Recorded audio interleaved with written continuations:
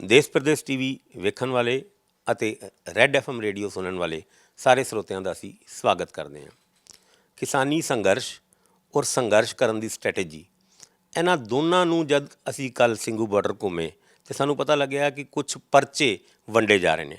ਉਹਨਾਂ ਪਰਚਿਆਂ ਦੇ ਰਾਹੀਂ ਕਿਸਾਨ ਆਪਣਾ ਸੱਚ ਦੱਸ ਰਹੇ ਔਰ ਦੂਜੇ ਪਾਸੇ ਜਿਹੜੇ ਸਰਕਾਰ ਦੇ ਦਾਅਵੇ ਨੇ ਇਹਨਾਂ ਤਿੰਨਾਂ ਕਾਨੂੰਨਾਂ ਨੂੰ ਲੈ ਕੇ ਉਹ ਇੱਕ ਪਾਸੇ ਲਿਖੇ ਹੋਏ ਨੇ। ਉਸ ਤੋਂ ਬਾਅਦ ਕਿਸਾਨਾਂ ਦਾ ਆਪਣਾ ਵਰਸ਼ਨ, ਆਪਣਾ ਸੱਚ ਉਹ ਦੂਜੇ ਪਾਸੇ ਲਿਖਿਆ ਹੋਇਆ।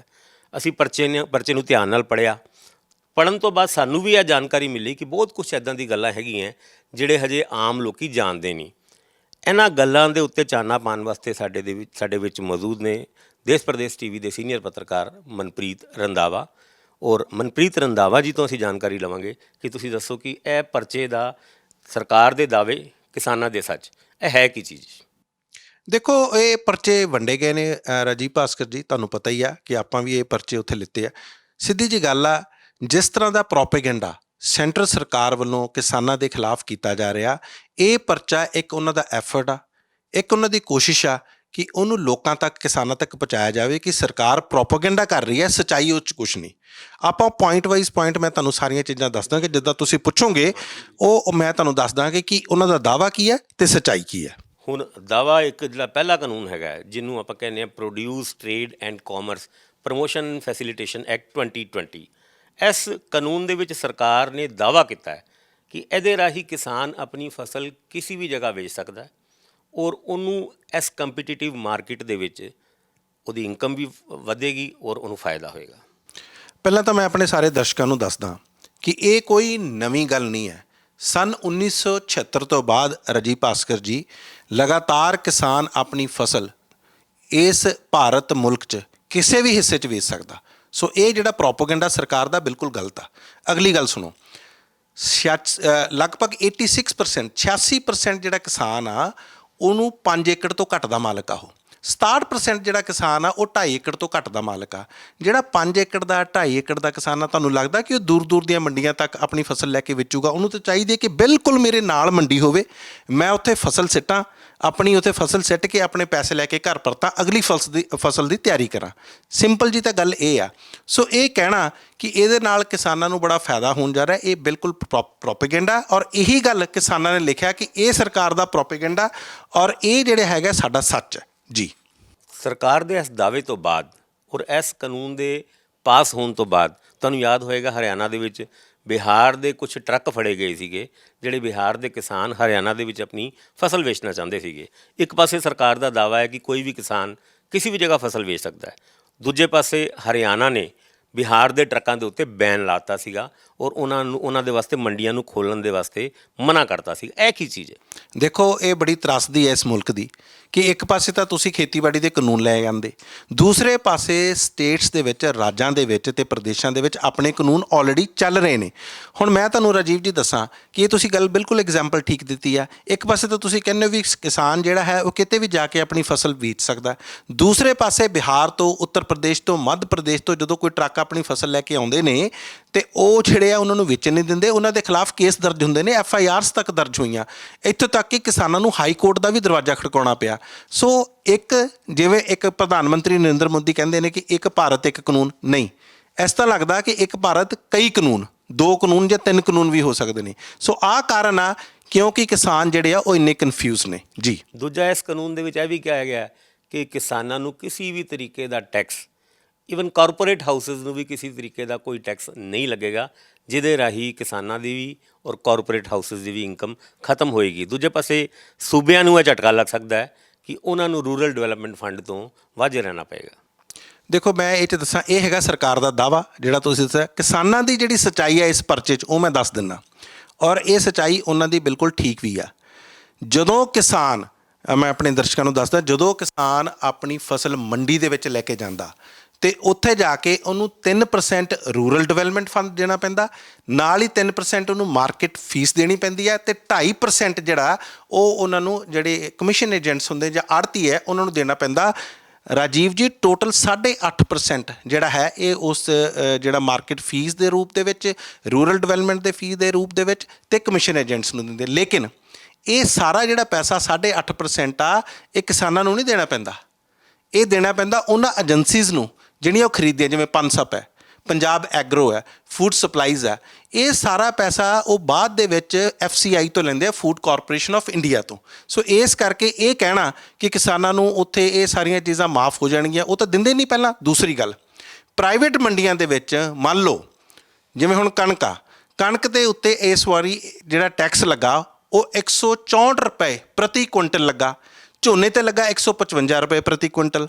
ਹੁਣ ਜੇ ਤੁਸੀਂ ਇਹ ਸੋਚੋ ਕਿ ਜੇ ਪ੍ਰਾਈਵੇਟ ਪਲੇਅਰਸ 55 ਰੁਪਏ ਝੋਨੇ ਤੇ ਛੱਡ ਦੇਣ, 64 ਰੁਪਏ ਤੁਹਾਨੂੰ ਵੀਟ ਤੇ ਛੱਡ ਦੇਣ, ਯਾਨੀ ਕਿ ਕਣਕ ਤੇ ਛੱਡ ਦੇਣ, ਤੇ 100 ਰੁਪਏ ਦਾ ਫਿਰ ਵੀ ਉਹਨਾਂ ਨੂੰ ਕੁਇੰਟਲ ਪ੍ਰਤੀ ਕੁਇੰਟਲ ਫਾਇਦਾ ਹੀ ਹੋਇਆ ਨਾ। ਇਹ ਜਿਹੜੀ ਪ੍ਰਥਾ ਹੈਗੀ ਆ, ਇਹ ਦੇਖੋ ਹੋ ਸਕਦਾ ਸਾਲ 2 ਸਾਲ ਕਿਸਾਨਾਂ ਨੂੰ ਵੱਧ ਮੁੱਲ ਮਿਲ ਜੇ। ਇਹਦੇ ਨਾਲ ਜਿਹੜੀ APMCs ਨੇ, ਐਗਰੀਕਲਚਰਲ ਪ੍ਰੋਡਿਊਸ ਮਾਰਕੀਟ ਕਮੇਟੀਜ਼, ਜੇ APMCs ਖਤਮ ਹੋ ਗਈਆਂ, ਉਧਰ ਪ੍ਰਾਈਵੇਟ ਜਿਹੜੇ ਹੱਥਾਂ ਦੇ ਵੱਸ ਪੈ ਗਏ, ਜੇ ਕਿਸਾਨ ਹੌਲੀ ਹੌਲੀ ਉਹ ਮੁੱਲ ਘਟਾ ਦੇਣਗੇ। ਇਹੀ ਤਾਂ ਕਿਸਾਨਾਂ ਨੂੰ ਡਰ ਆ।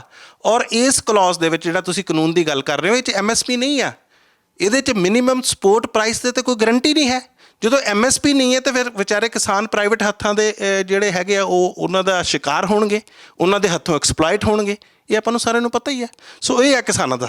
ਬਾਕੀ ਜਿਹੜਾ ਦੂਜਾ ਕਾਨੂੰਨ ਹੈ, ਜੋ ਕਾਨੂੰਨ ਦਾ ਨਾਂ ਸਰਕਾਰ ਨੇ ਦਿੱਤਾ, empowerment and protection agreement on price assurance and farm services act 2020, ਜਿਹੜਾ ਸਿੱਧਾ ਕੰਟਰੈਕਟ ਫਾਰਮਿੰਗ ਦੇ ਨਾਲ ਡੀਲ ਕਰਦਾ ਹੈ।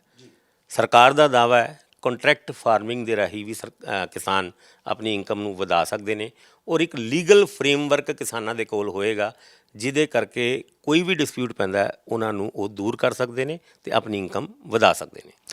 ਮੈਂ ਆਪਣੇ ਦਰਸ਼ਕਾਂ ਨੂੰ ਇਹ 'ਚ ਵੀ ਦੱਸਦਾ, ਦੇਖੋ ਇਸ ਟਾਈਮ ਪੂਰੇ ਪੰਜਾਬ ਦੇ ਵਿੱਚ ਲਗਭਗ, ਮੈਂ ਕਿਹਾ ਪੰਜਾਬ ਕੀ ਤਕਰੀਬਨ ਮੈਨੂੰ ਲੱਗਦਾ ਪੂਰੇ ਭਾਰਤ ਦੇ ਵਿੱਚ ਕੰਟਰੈਕਟ ਫਾਰਮਿੰਗ, ਅਕਸਰ ਜਿਹੜੇ ਆਪਣੇ ਫਾਰਮਰਸ ਆ, ਛੋਟੇ ਹੋਣ ਵੱਡੇ ਹੋਣ, ਉਹ ਆਪਣੀਆਂ ਜ਼ਮੀਨਾਂ ਠੇਕੇ 'ਤੇ ਦਿੰਦੇ ਨੇ, ਮਾਮਲੇ 'ਤੇ ਦਿੰਦੇ ਨੇ, ਔਰ ਉਹ ਕੰਟਰੈਕਟ ਫਾਰਮਿੰਗ ਆ। ਔਰ ਰਾਜੀਵ ਜੀ, ਤੁਹਾਨੂੰ ਜਾਣ ਕੇ ਇਸ ਚੀਜ਼ ਦੀ ਹੈਰਾਨੀ ਹੋਊਗੀ ਕਿ ਕਿਸਾਨ ਉਹਦੇ ਲਈ ਕੋਈ ਰਿਟਨ ਐਗਰੀਮੈਂਟ ਵੀ ਨਹੀਂ ਕਰਦੇ, ਸਿਰਫ ਇੱਕ ਦੂਸਰੇ ਦੇ ਵਿਸ਼ਵਾਸ ਤੇ ਟਰਸਟ ਤੇ ਇਹ ਜਿਹੜਾ ਵਪਾਰ ਆ ਉਹ ਚੱਲ ਰਿਹਾ। ਹੁਣ ਤੁਸੀਂ ਕੰਟਰੈਕਟ ਫਾਰਮਿੰਗ ਦੀ ਗੱਲ ਕਰਦੇ ਹੋ, ਇਸ ਕਲੌਜ਼ ਦੇ ਵਿੱਚ ਤੁਹਾਨੂੰ ਪਤਾ ਕੰਟਰੈਕਟ ਫਾਰਮਿੰਗ ਜਦੋਂ ਕੰਪਨੀਆਂ ਕਰਨਗੀਆਂ, ਪ੍ਰਾਈਵੇਟ ਫਰਮਸ ਕਰਨੀਆਂ, ਉਹਦੇ ਵਿੱਚ ਕਈ ਤਰ੍ਹਾਂ ਦੇ ਡਿਸਪਿਊਟਸ ਆਉਣਗੇ। ਜਦੋਂ ਡਿਸਪਿਊਟਸ ਆਉਣਗੇ ਇਸ ਕਲੌਜ਼ ਦੇ ਵਿੱਚ ਕਿਤੇ ਵੀ ਉਹਨਾਂ ਨੂੰ ਉਹ ਕੋਰਟ ਦੇ ਵਿੱਚ ਨਹੀਂ ਜਾ ਸਕਦੇ। ਇਸ ਕਾਨੂੰਨ ਦੇ ਅਨੁਸਾਰ ਸਿਰਫ SDM ਦੀ ਕੋਰਟ ਤੱਕ ਉਹ ਜਾ ਸਕਦੇ ਨੇ।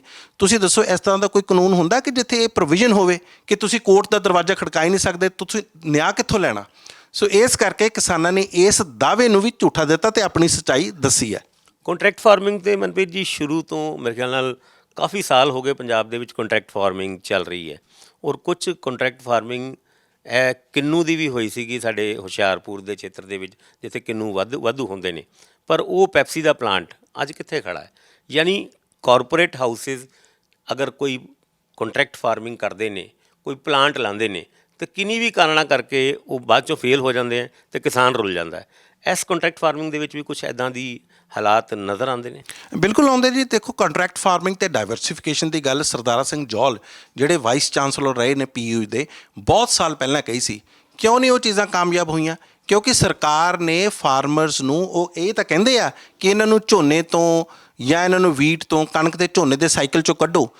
ਕਈ ਤਰ੍ਹਾਂ ਦੀਆਂ ਡਾਇਵਰਸੀਫਿਕੇਸ਼ਨ ਜਿਹੜੀਆਂ ਕ੍ਰੌਪਸ ਦੀ ਗੱਲ ਕਰਦੇ ਨੇ, ਜਿਵੇਂ ਮਸ਼ਰੂਮਸ ਹੋਈ, ਫਲੋਰੀਕਲਚਰ ਹੋਈ, ਉਹਦੇ ਵਿੱਚ ਗਲੈਡਲਾਈ ਵਗੈਰਾ ਵੀ ਆਉਂਦਾ, ਜਾਂ ਮੈਂਥਾ ਹੋਇਆ, ਹੋਰ ਕਈ ਤਰ੍ਹਾਂ ਦੀਆਂ ਇਸ ਤਰ੍ਹਾਂ ਦੀਆਂ ਫਸਲਾਂ, ਲੇਕਿਨ ਉਹਦੀ ਮਾਰਕੀਟਿੰਗ ਹੈ ਨਹੀਂ। ਵੱਡਾ ਫਾਰਮਰ ਆ ਜਿਹੜਾ, ਜਿਸ ਤਰ੍ਹਾਂ ਮੈਂ ਤੁਹਾਨੂੰ 2.5 ਏਕੜ ਤੇ 5 ਏਕੜ ਦੀ ਗੱਲ ਕੀਤੀ ਹੈ, ਉਹ ਤਾਂ ਛੋਟਾ ਫਾਰਮਰ ਆ, ਸਮਾਲ ਐਂਡ ਮੀਡੀਅਮ ਫਾਰਮਰਸ। ਜਿਹੜਾ ਵੱਡਾ ਫਾਰਮਰ ਆ ਉਹਦੇ ਕੋਲ ਤਾਂ ਕੋਈ ਪ੍ਰੋਵੀਜ਼ਨ ਹੀ ਨਹੀਂ ਹੈਗੀ, ਉਹ ਕਿੱਥੇ ਜਾ ਕੇ ਆਪਣੀ ਮਾਰਕੀਟਿੰਗ ਕਰੇਗਾ? ਸੋ ਇਹ ਜਿਹੜੀ ਕੰਟਰੈਕਟ ਫਾਰਮਿੰਗ ਦੀਆਂ ਗੱਲਾਂ ਕਾਗਜ਼ਾਂ 'ਚ ਚੰਗੀਆਂ ਲੱਗ ਰਹੀਆਂ, ਇਸੇ ਕਰਕੇ ਕਿਸਾਨਾਂ ਨੇ ਆਪਣਾ ਜਿਹੜਾ ਸੱਚ ਇਸ ਪਰਚੇ 'ਚ ਦੱਸਿਆ। ਸਰਕਾਰ ਦਾ ਇਹ ਵੀ ਦਾਅਵਾ ਹੈ ਕਿ ਕਿਸਾਨਾਂ ਦਾ ਆਪਣੀ ਜ਼ਮੀਨ 'ਤੇ ਪੂਰਾ ਹੱਕ ਬਣਿਆ ਰਹੇਗਾ। ਦੂਜੇ ਪਾਸੇ ਇਹੀ ਕਾਨੂੰਨ ਇਹ ਕਹਿੰਦਾ ਹੈ ਕਿ ਕੋਈ ਵੀ ਕੰਟਰੈਕਟਰ ਕਿਸੇ ਵੀ ਕਿਸਾਨ ਦੀ ਜ਼ਮੀਨ ਦੇ ਉੱਤੇ ਜਿੰਨਾ ਵੀ ਪੈਸਾ ਲਾਏਗਾ ਉਹਨੂੰ ਉਹ ਪੈਸਾ ਰਿਕਵਰ ਕਰਨ ਦਾ ਪੂਰਾ ਹੱਕ ਹੈ। ਅਤੇ ਇਹ ਸਿੱਧੇ ਤਰੀਕੇ ਨਾਲ ਨਹੀਂ ਬਲਕਿ ਦੂਜੇ ਤਰੀਕੇ ਨਾਲ ਕਿਸਾਨਾਂ ਦੀ ਜ਼ਮੀਨ ਦੇ ਉੱਤੇ ਖਤਰਾ ਬਣਦਾ ਹੈ। ਬਿਲਕੁਲ ਬਣਦਾ ਜੀ। ਜਦੋਂ ਡਿਸਪਿਊਟ ਕਰਨ ਦਾ, ਜਦੋਂ ਡਿਸਪਿਊਟਸ ਹੁੰਦੇ ਆ, ਮੈਂ ਤੁਹਾਨੂੰ ਪਹਿਲਾਂ ਵੀ ਅਰਜ਼ ਕਰ ਚੁੱਕਾ, ਉਹਦੇ ਕੋਲ ਕਿਤੇ ਕੋਰਟ ਦਾ ਦਰਵਾਜ਼ਾ ਖਟਕਾਉਣ ਦਾ ਜਾਂ ਹਾਈ ਕੋਰਟ ਜਾਣ ਦਾ, ਸੁਪਰੀਮ ਕੋਰਟ ਜਾਣ ਦਾ ਕੋਈ ਪ੍ਰੋਵੀਜ਼ਨ ਹੀ ਨਹੀਂ ਆ, ਤੇ ਉਹ ਕਿਸਾਨ ਕਰੂਗਾ ਕੀ? ਆਪਣੇ ਆਪ ਜਿਹੜੀ ਕਾਰਪੋਰੇਟਸ ਆ ਉਹ ਉਹਨਾਂ ਜ਼ਮੀਨਾਂ 'ਤੇ ਕਬਜ਼ੇ ਕਰਨਗੇ। ਸੋ ਇਹ ਕਲੀਅਰ ਹੈ ਜੀ। ਬਿਲਕੁਲ। ਤੀਜਾ ਕਾਨੂੰਨ ਉਹਨਾਂ ਨੇ ਪਾਸ ਕੀਤਾ ਹੈ ਕਿ ਸਰਕਾਰ ਨੇ, ਐਸੈਂਸ਼ੀਅਲ ਕਮੋਡਿਟੀਜ਼ ਅਮੈਂਡਮੈਂਟ ਐਕਟ 2020। ਇਸ ਕਾਨੂੰਨ ਦੇ ਅੰਤਰਗਤ ਕੋਈ ਵੀ ਕਾਰਪੋਰੇਟ ਹਾਊਸ ਕਿਸੇ ਵੀ ਕੁਆਂਟਿਟੀ ਦੇ ਵਿੱਚ ਉਹ ਅਨਾਜ ਨੂੰ ਸਟਾਕ ਕਰ ਸਕਦਾ ਹੈ, ਔਰ ਜਦੋਂ ਮਾਰਕੀਟ ਦੇ ਵਿੱਚ ਡਿਮਾਂਡ ਐਂਡ ਸਪਲਾਈ ਦੇ ਹਿਸਾਬ ਨਾਲ ਉਹਨਾਂ ਦੇ ਫੇਵਰੇਬਲ ਸਿਚੁਏਸ਼ਨ ਬਣਦੀ ਹੈ ਤੇ ਉਹਨੂੰ ਵੇਚਣ ਦਾ ਹੱਕ ਰੱਖਦਾ ਹੈ। ਇਹਦੇ ਨਾਲ ਕਿਸਾਨਾਂ ਦੀ ਜ਼ਿੰਦਗੀ ਦੇ ਉੱਤੇ ਔਰ ਕਿਸਾਨਾਂ ਦੀ ਇਨਕਮ ਦੇ ਉੱਤੇ ਕੀ ਅਸਰ ਪਏਗਾ? ਭਾਵੇਂ ਸਰਕਾਰ ਦਾ ਦਾਅਵਾ ਹੈ ਇਹਦੇ ਰਾਹੀਂ ਕੰਪੀਟੀਟਿਵ ਮਾਰਕੀਟ ਵਿੱਚ ਕਿਸਾਨਾਂ ਨੂੰ ਉਹਨਾਂ ਦੇ ਅਨਾਜ ਦਾ ਦਾਮ ਵਧੀਆ ਮਿਲੇਗਾ। ਦੇਖੋ ਰਾਜੀਵ ਜੀ, ਫੇਰ ਉਹੀ ਗੱਲ ਆ, ਸਰਕਾਰ ਦਾ ਜਿਹੜਾ ਦਾਅਵਾ ਉਹ ਬੜਾ ਸਿੱਧਾ, ਉਹ ਕਹਿੰਦੀ ਹੈ ਕਿ ਦੇਖੋ ਸਟੋਰ ਕਰ ਸਕਦੇ ਹੋ। ਹੁਣ ਤੁਸੀਂ ਦੇਖੋ ਅੱਜ ਤੱਕ ਜਿੰਨੇ ਕਾਨੂੰਨ ਬਣੇ ਨੇ ਉਹ ਇਹ ਕਾਨੂੰਨ ਬਣੇ ਨੇ ਕਿ ਤੁਸੀਂ ਜਿਹੜਾ ਸਟੋਰੇਜ ਨਹੀਂ ਕਰ ਸਕਦੇ, ਭੰਡਾਰਨ ਨਹੀਂ ਕਰ ਸਕਦੇ। ਉਹ ਕਾਨੂੰਨ ਬਣੇ ਸੀ ਤਾਂ ਕਿ ਉਹਦੀ ਬਲੈਕ ਮਾਰਕੀਟਿੰਗ ਨਾ ਹੋਵੇ। ਹੁਣ ਵੱਡੇ ਹੁਣ ਤੁਹਾਨੂੰ ਲੱਗਦਾ ਕਿ 2.5 ਏਕੜ ਜਾਂ 5 ਏਕੜ ਦਾ ਜਿਹੜਾ ਉਹਨੂੰ ਲੋੜ ਆ ਕਿ ਉਹ ਭੰਡਾਰਨ ਕਰੇ ਜਾਂ ਉਹਨੂੰ ਸਟੋਰ ਕਰੇ? ਉਹ ਤਾਂ ਫਟਾਫਟ ਕਿਸਾਨ ਚਾਹੁੰਦਾ ਕਿ ਮੈਂ ਜਾ ਕੇ ਮੰਡੀਆਂ ਦੇ ਵਿੱਚ ਜਾ ਕੇ ਆਪਣੀ ਸਿੱਟਾਂ, ਆਪਣੇ ਪੈਸੇ ਲਵਾਂ ਤੇ ਘਰੇ ਵਾਪਸ ਆਵਾਂ। ਇਹ ਜਿਹੜਾ ਭੰਡਾਰਨ ਕਰਨਗੀਆਂ ਵੱਡੀਆਂ ਕੰਪਨੀਆਂ ਕਰਨਗੀਆਂ, ਪਹਿਲਾਂ ਉਹਨੂੰ ਸਟੋਰ ਕਰਨਗੀਆਂ। ਜਦੋਂ ਮਾਰਕੀਟ ਪ੍ਰਾਈਸ ਵੱਧ ਜਾਣਗੇ ਫਿਰ ਇਹ ਚੀਜ਼ਾਂ, ਇਹ ਫਸਲਾਂ ਚਾਹੇ ਦਾਲਾਂ ਹੋਣ ਜਾਂ ਹੋਰ ਤਰ੍ਹਾਂ ਦੇ ਜਿੰਨੀਆਂ ਵੀ ਇਹ ਫਸਲਾਂ ਹੋਣਗੀਆਂ ਉਹਨਾਂ ਨੂੰ ਬਾਹਰ ਕੱਢ ਕੇ ਵੱਧ ਮੁੱਲ ਕੇ ਤੇ ਵੇਚ ਕੇ ਮੁਨਾਫਾ ਕਮਾਉਣਗੀਆਂ। ਇਹ 'ਚ ਕਿਸਾਨ ਜਿਹੜੇ ਆ ਉਹ ਮਾਰੇ ਜਾਣਗੇ। ਦੋਸਤੋ, ਜਿਸ ਤਰ੍ਹਾਂ ਕਿ ਤੁਹਾਨੂੰ ਪਤਾ ਹੈ ਕਿ ਇਸ ਡਿਸਕਸ਼ਨ ਦੇ ਰਾਹੀਂ ਅਸੀਂ ਤੁਹਾਨੂੰ ਕਿਸਾਨੀ ਸੰਘਰਸ਼ ਦੇ ਪਲ ਦੀ ਜਾਣਕਾਰੀ ਦਿੰਦੇ ਰਹਿੰਦੇ ਹਾਂ ਔਰ ਅੱਗੇ ਵੀ ਤੁਹਾਨੂੰ ਇਹ ਜਾਣਕਾਰੀ ਦਿੰਦੇ ਰਹਾਂਗੇ। ਵੇਖਦੇ ਰਹੋ ਦੇਸ਼ ਪ੍ਰਦੇਸ਼ TV।